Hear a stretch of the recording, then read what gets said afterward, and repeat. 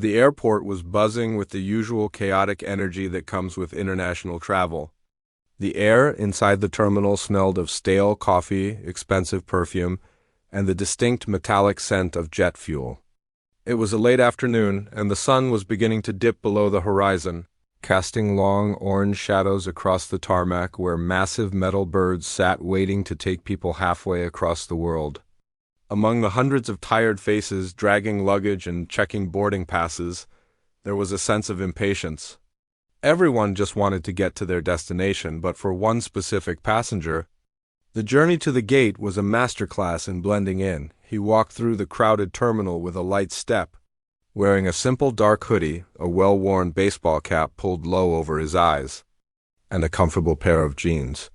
He had a small backpack slung over one shoulder. To the untrained eye, he looked like any other traveler trying to get through a long flight unnoticed. There were no bodyguards, no shouting fans, and no flashing cameras. It was just him and his thoughts. As he approached the gate for the first-class section, he offered a polite nod to the gate agent who scanned his boarding pass. She did a double take, her eyes widening slightly for a fraction of a second, but she quickly composed herself and handed the pass back with a professional smile. He thanked her softly and continued down the jet bridge. Stepping onto the plane, the atmosphere shifted immediately. The hustle of the terminal was replaced by the quiet, filtered air of the cabin.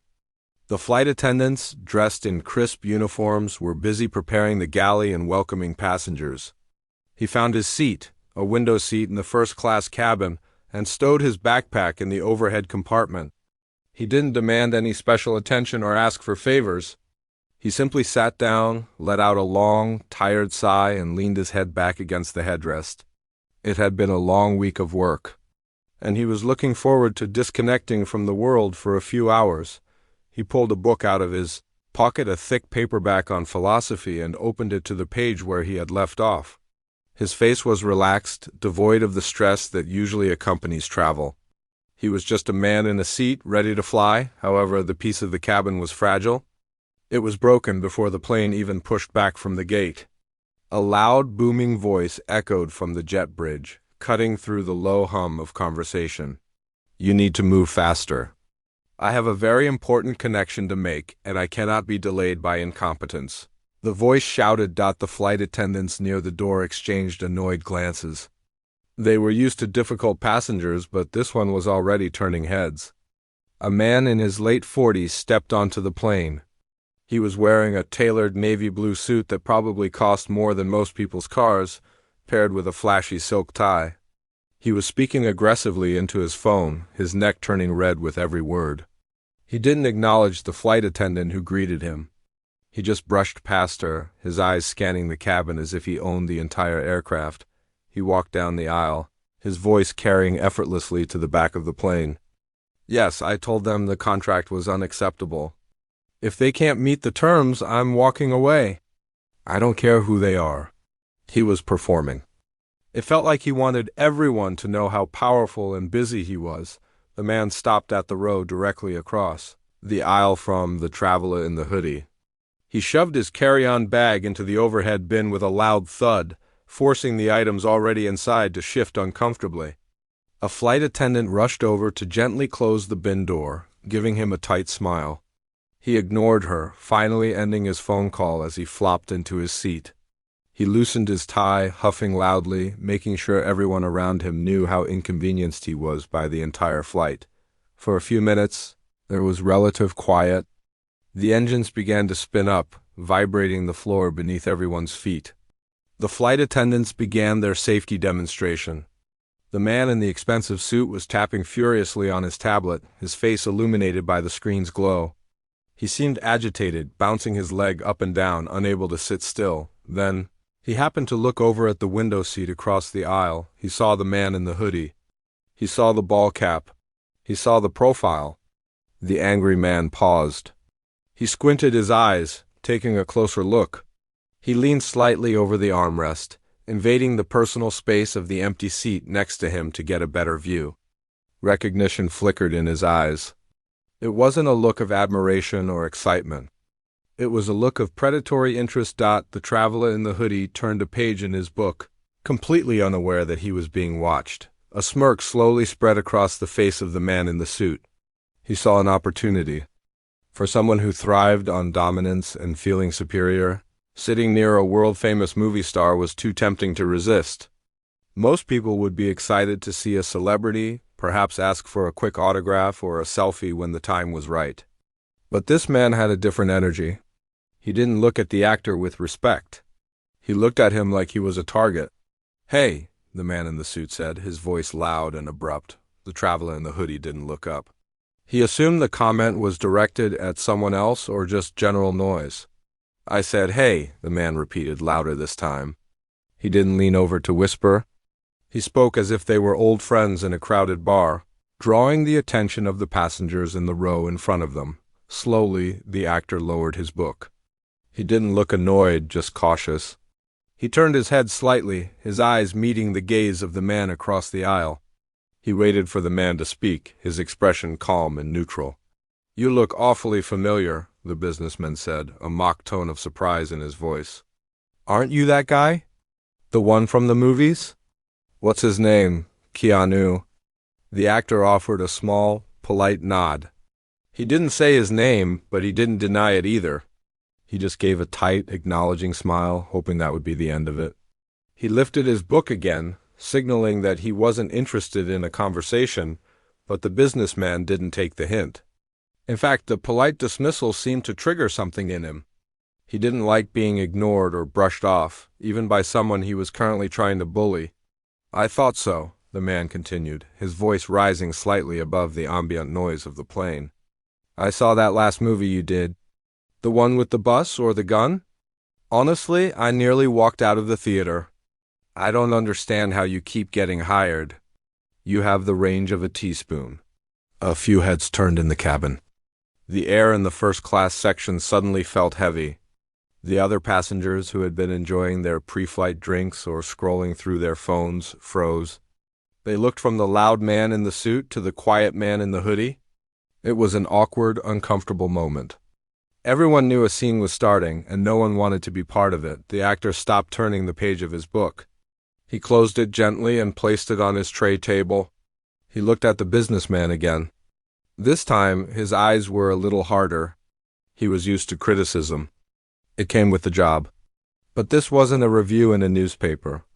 This was a personal attack from a stranger sitting 3 feet away, fueled by malice rather than opinion. "I'm just trying to read," the actor said softly. His voice was quiet, barely audible over the engine noise. "Oh, come on, don't be like that," the businessman scoffed, waving a hand dismissively. "I'm just giving you some honest feedback.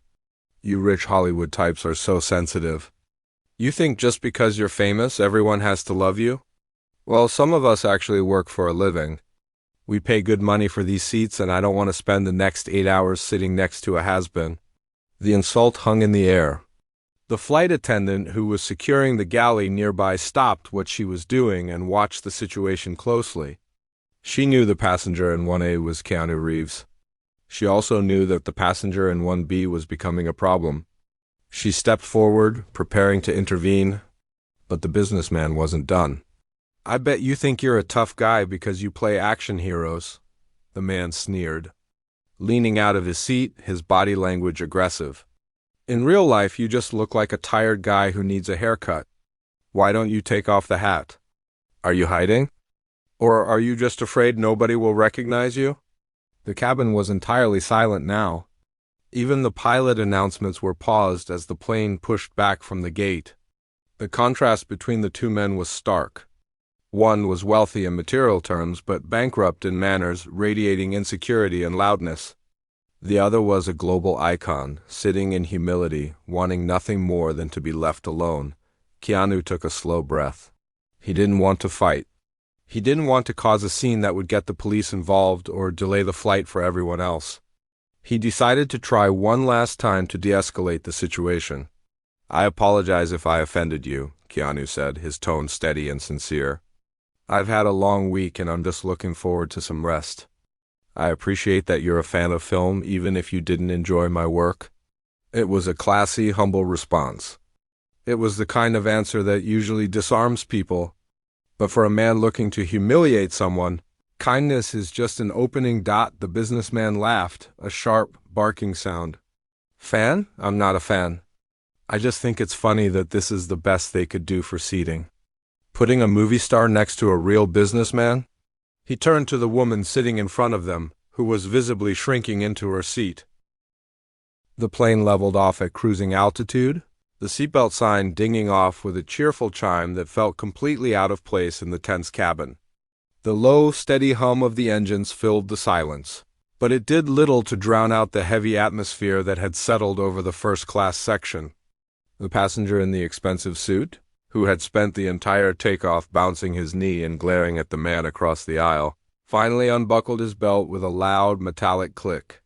He immediately reached for the flight attendant call button, pressing it with a sense of urgency that suggested the plane was on fire rather than simply requesting a drink. When the attendant arrived, looking pleasant and professional, the businessman didn't even look at her. He just barked an order for a double scotch and made a shooing motion with his hand. The attendant kept her smile fixed, though her eyes narrowed slightly.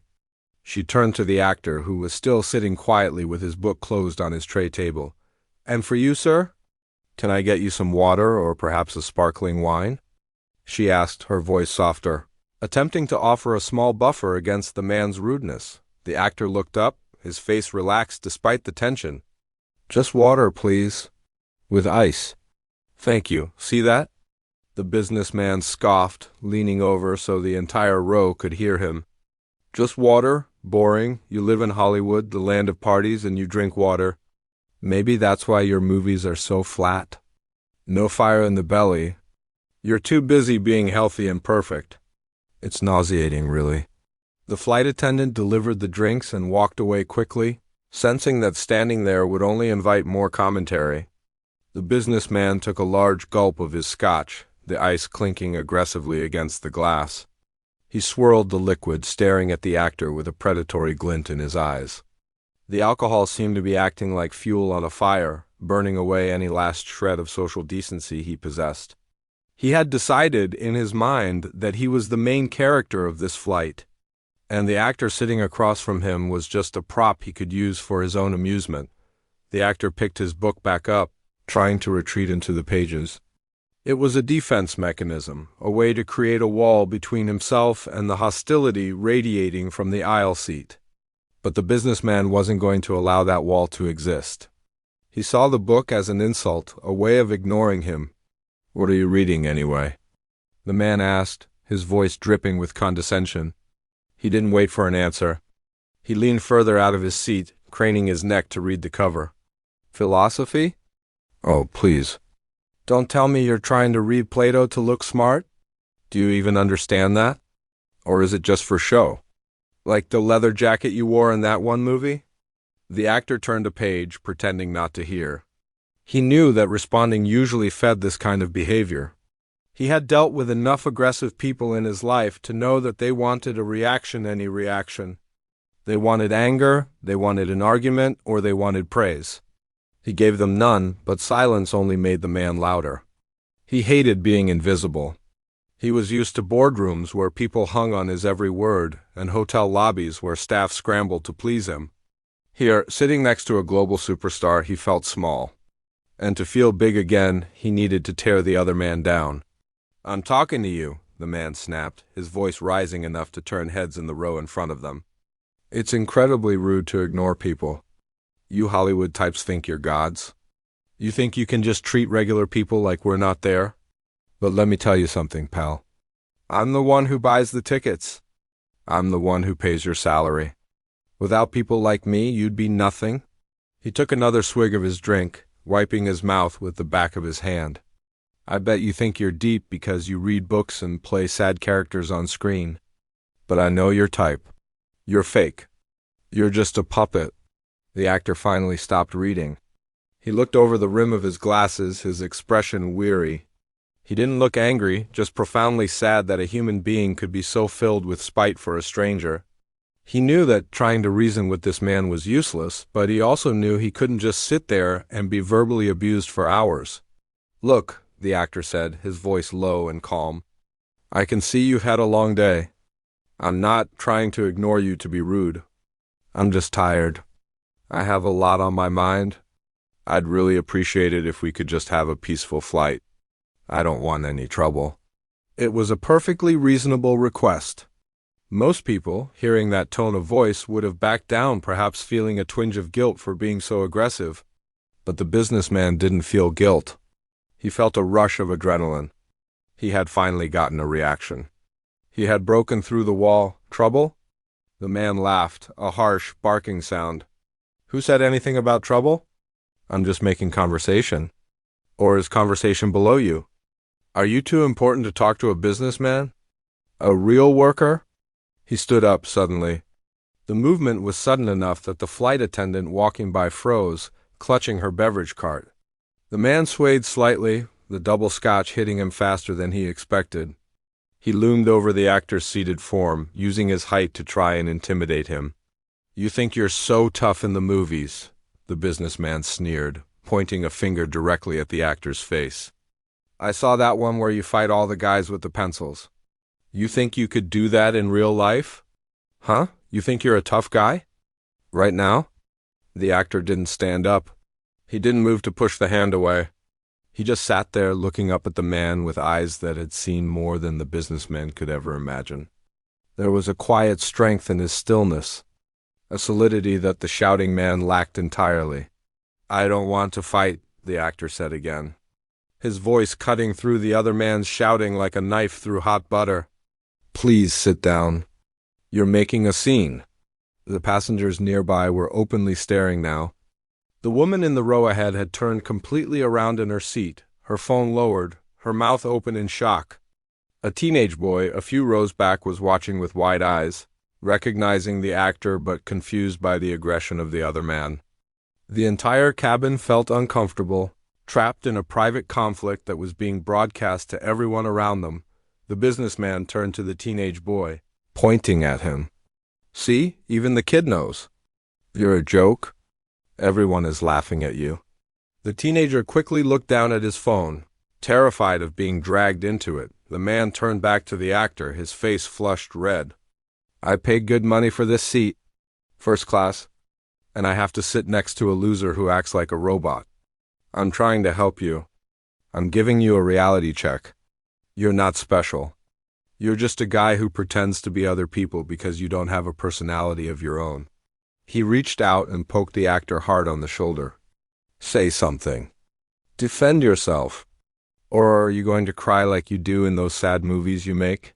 The poke was the tipping point. It was a physical invasion of space, a violation of the unspoken rules of civilization. The flight attendant stepped forward, her voice firm. "Sir, you need to sit down immediately. You are harassing another passenger, and I will not hesitate to have the pilot divert this flight if you do not return to your seat." The businessman spun around, his anger now shifting to the attendant. "Don't tell me what to do. I'm a customer. Do you know who I am?" "I don't care who you are," the attendant said, her voice steady and loud, surprising even the businessman. "You are behaving like a child. Sit down."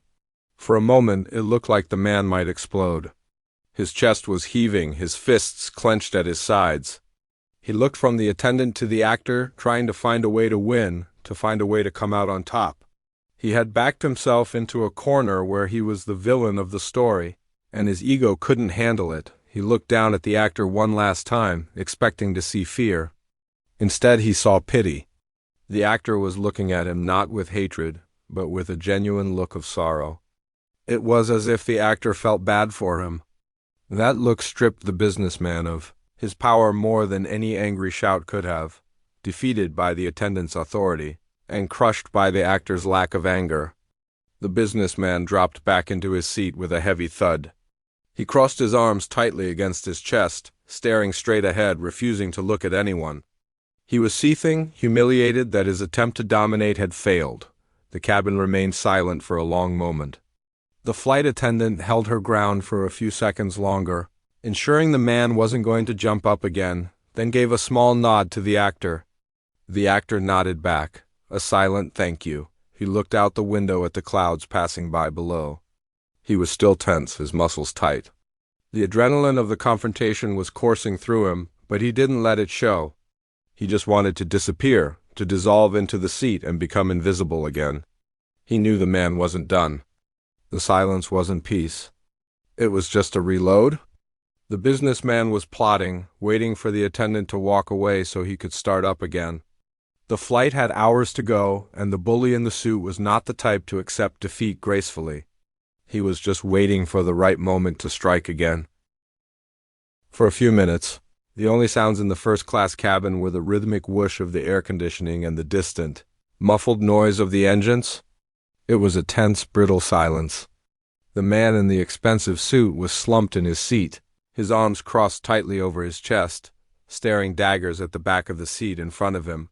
His face was a deep shade of crimson, the color of someone holding their breath until they pass out. He was humiliated.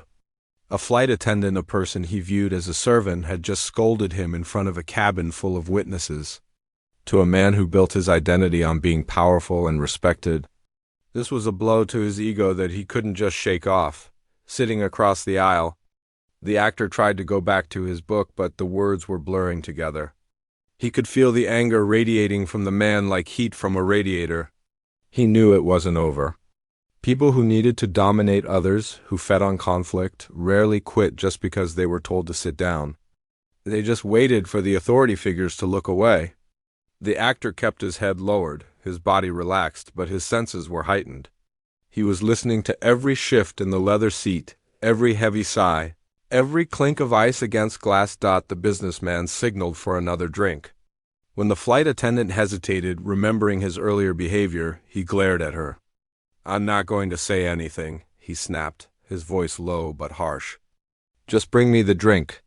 She complied, deciding that perhaps more alcohol would make him sleepy rather than aggressive. It was a gamble, but she wanted to avoid another confrontation. He took a long swallow, the amber liquid disappearing quickly. The alcohol didn't calm him down. It just removed the last of the filters that stopped him from saying exactly what he thought. He looked over at the actor again. Seeing the man sitting there, so calm and quiet, seemed to drive him into a fresh frenzy. It wasn't just that the actor was ignoring him. It was that the actor seemed to be better than him. The actor had dignity. The man in the suit realized deep down that he had none. "You know," the businessman started, his voice slurring slightly. He wasn't shouting yet, just speaking loudly enough to carry. "I'm doing you a favor. Really, I am. Nobody ever tells you the truth. They just kiss your butt because you're famous. They tell you you're a genius, but you're not. You're just a lucky guy who got a break." The actor didn't look up. He turned a page, even though he hadn't read the words on the current one.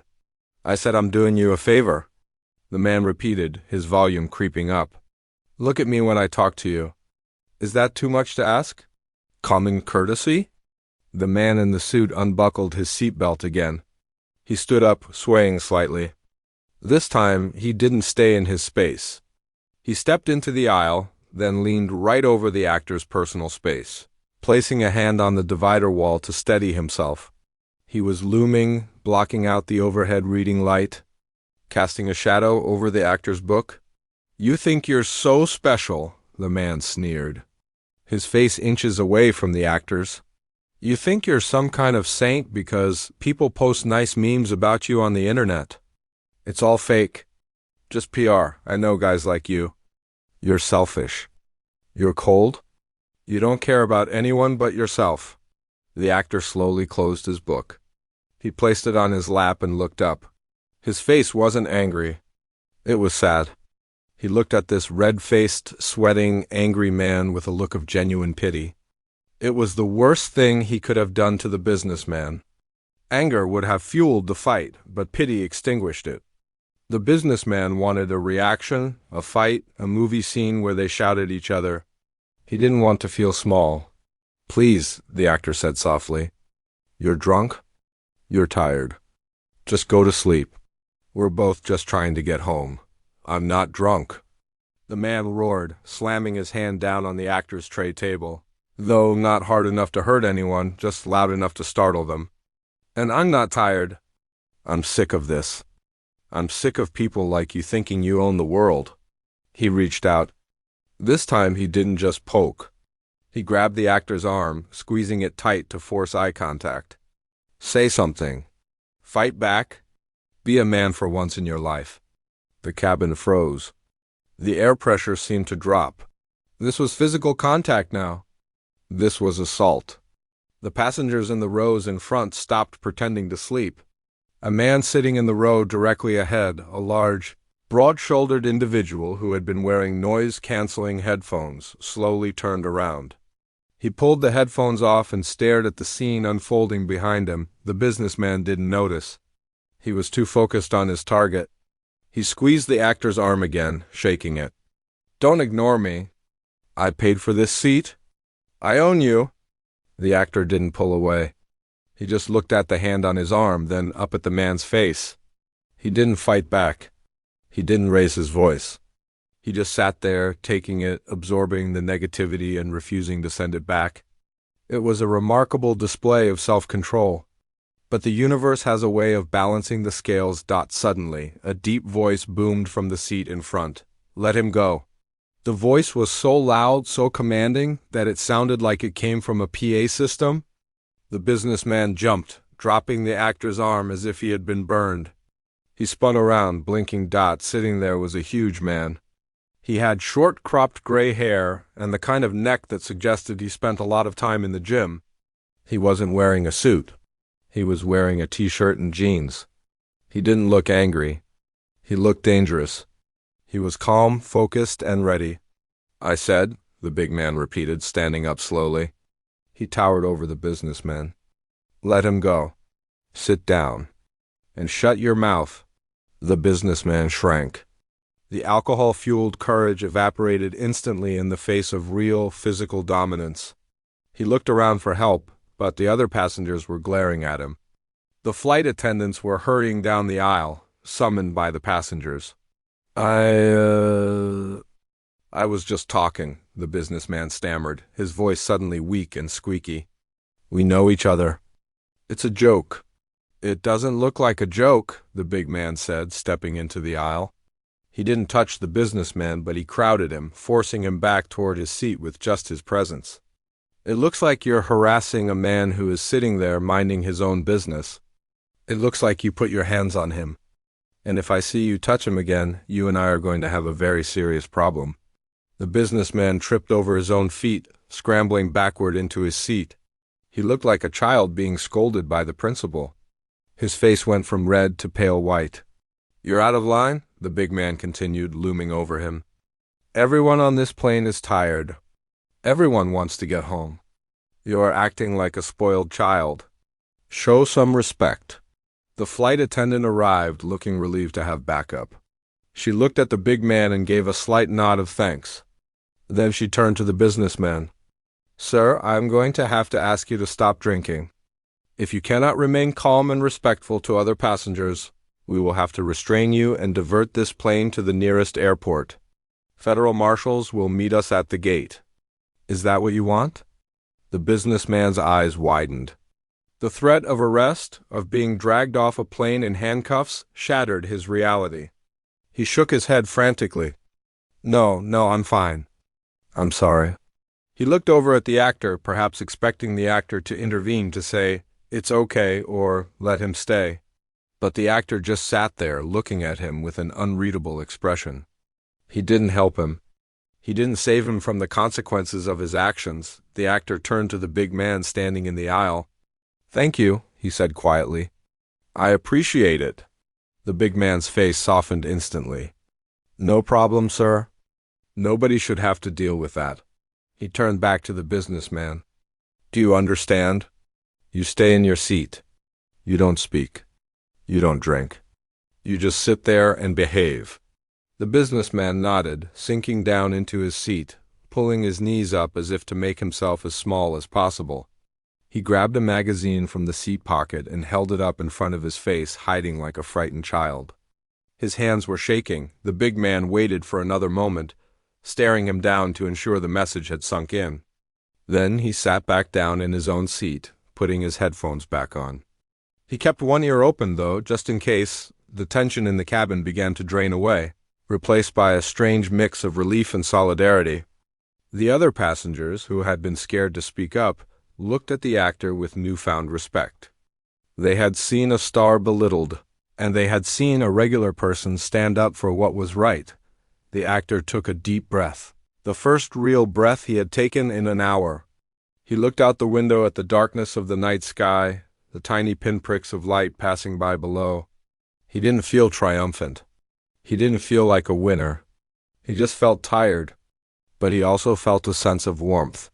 He was alone in a strange metal tube miles above the earth, surrounded by strangers, but he wasn't isolated. People had defended him. People had chosen kindness over conflict. He picked up his book again, but he didn't open it. Instead, he just sat back, closed his eyes, and finally let his shoulders drop. The bully was defeated, not by force, but by the refusal of the world around him to accept his behavior. The businessman sat in his seat, silent, staring at the page of his magazine, seeing nothing but his own reflection in the shiny paper. The game was over. He had lost, and he knew it. The cabin was incredibly quiet after the confrontation. It wasn't just the absence of the businessman's loud voice. It was a heavy, thick silence that comes after a storm has passed. The air conditioning seemed to hum a little louder, filling the space where the shouting used to be. The man in the expensive suit sat motionless, his knees pulled up toward his chest, holding a magazine inches from his face like a shield. He wasn't reading. His eyes were darting nervously behind the paper, scanning the aisle to see if anyone was looking at him. He was trapped. He had tried to assert his dominance, to humiliate a stranger to feel big, and he had failed spectacularly. Now he was forced to sit there, stewing in his own embarrassment, for hours until the plane landed. Every time he shifted in his seat, he remembered the way the big man had stood over him. He remembered the flight attendant's threat of arrest. Most of all, he remembered the look on the actor's face, not the anger he wanted to provoke, but the pity he couldn't handle. Across the aisle, the atmosphere was completely different. The tension seemed to slide off the actor's shoulders. He let out a long, slow breath, the kind you hold in without realizing it until your lungs ache. He didn't look around for approval. He didn't glare at the man who had tormented him. He just closed his eyes for a moment, centering himself, letting the adrenaline drain out of his system. When he opened his eyes again, they were clear and calm. He picked up his book again, but he didn't read. Instead, he reached into his pocket and pulled out a small pair of wired earbuds. He put them in, but he didn't play any music.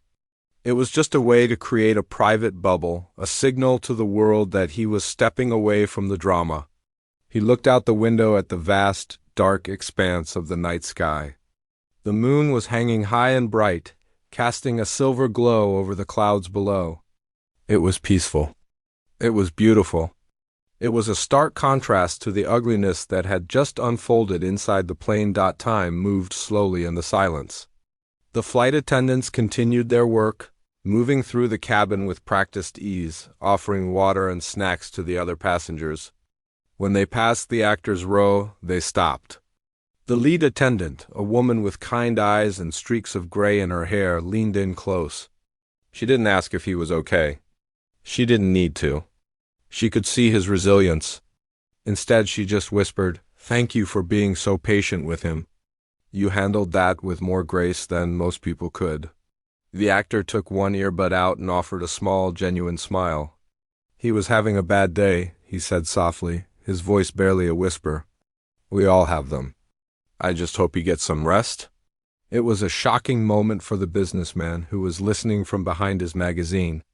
He expected the actor to be angry, to complain to the staff, or to badmouth him. Instead, the actor was kind.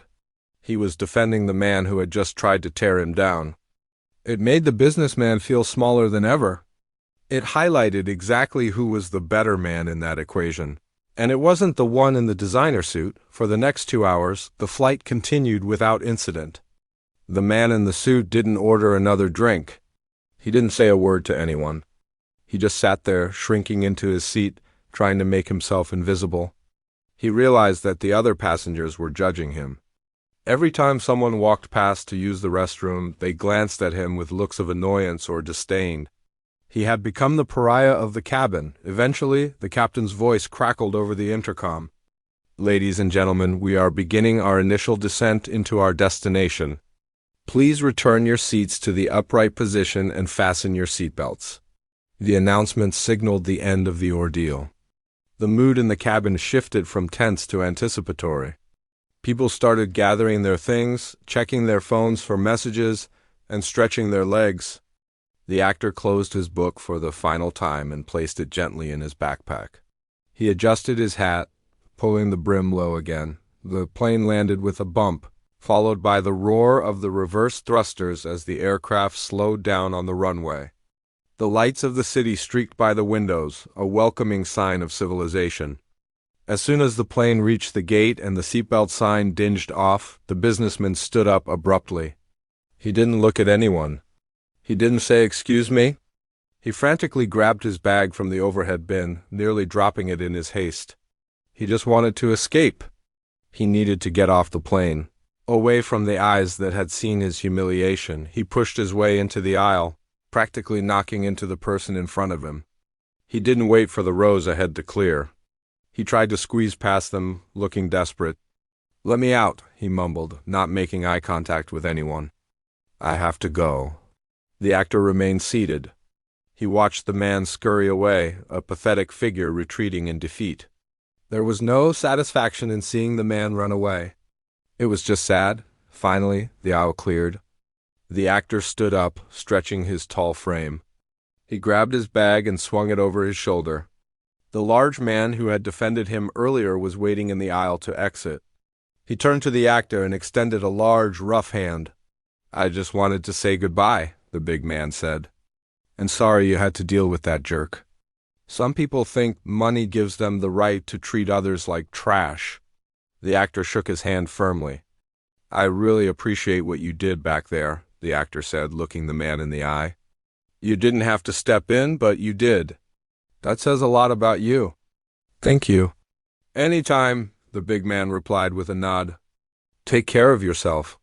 As the actor walked up the jet bridge, the flight attendants were standing by the door, saying goodbye to the passengers. When the actor reached the front, the lead attendant stopped him. "Mr. Reeves," she said, using his name for the first time. "I've worked this route for 15 years. I've seen a lot of famous people, and I've seen a lot of arguments. I have never seen anyone handle themselves with the class and patience you showed today. You are a good man." The actor paused. He looked at her, then at the other attendants. He seemed truly touched by the words. He didn't brush them off with arrogance. He accepted the compliment with humility. "You were great," he told them. "You run a tough ship. Thank you for keeping us safe." He walked out of the jet bridge and into the terminal. The airport was busy, filled with the noise of arrivals and departures. He walked toward the baggage claim, keeping his head down, blending into the crowd. He wasn't surrounded by security. He didn't have a limousine waiting for him on the tarmac. He was just a traveler like everyone else, heading home to rest. Meanwhile, the businessman was far ahead. He had rushed to the baggage carousel, standing as far away from the gate exit as possible. He was checking his watch, pacing back and forth. When the bag started to drop onto the conveyor belt, he grabbed his expensive leather suitcase the moment he saw it. He didn't wait for anyone else. He pulled his bag behind him, walking fast, his head lowered, his coat collar turned up against the imaginary cold. He was trying to flee the scene of his own embarrassment. The story could have ended there, with the two men going their separate ways. The actor would go home and likely never think about the rude man again, while the man would probably spend the next few days feeling bitter, convincing himself that he was the victim of an unfair situation. But life has a funny way of delivering final lessons. As the businessman walked toward the exit doors, heading toward the line for taxes, his phone started buzzing in his pocket. He pulled it out, annoyed. It was a business partner. He answered, trying to sound authoritative again, trying to reclaim his lost power. "Yeah, I just landed," he shouted into the phone, not caring who heard. "The flight was a disaster. Full of idiots. I need to get to the hotel." "Did you set up the meeting?" As he was arguing on the phone, he passed a family, a mother and two young children who were struggling with their luggage. One of the kids dropped a stuffed toy on the floor. The businessman stepped right over it without breaking his stride, ignoring the child's cry of distress. He was in his own world, a world where only he mattered. A few moments later, the actor walked through the same area. He saw the child crying over the toy. He stopped. Without looking around to see if anyone was watching, without checking if there were cameras nearby, he bent down. He picked up the stuffed animal, dusted it off, and handed it back to the child with a warm smile. He said something that made the little girl laugh, then helped the mother lift the heavy bag onto a cart. The mother thanked him profusely. Stunned by his kindness, he walked on, disappearing into the crowd. Just a quiet figure doing a good deed, the businessman. Standing at the curb waiting for his taxi, watched the interaction from a distance. He saw the actor stop. He saw the smile. He saw the mother's face light up. For a second he froze. He realized the true difference between them. He had spent thousands of dollars on a first-class ticket, wore a suit that cost a fortune, and acted like he owned the world. Yet he had made the world a worse place for everyone around him. The actor, who wore simple clothes and sat quietly, had made the world a little brighter, even for a stranger on a plane or a crying child in an airport. The taxi pulled up. The businessman got in, slamming the door shut. He told the driver the address of his hotel. As the car pulled away into the city traffic, he sat in the back seat, looking out the window. He was rich, successful, and powerful. But for the first time in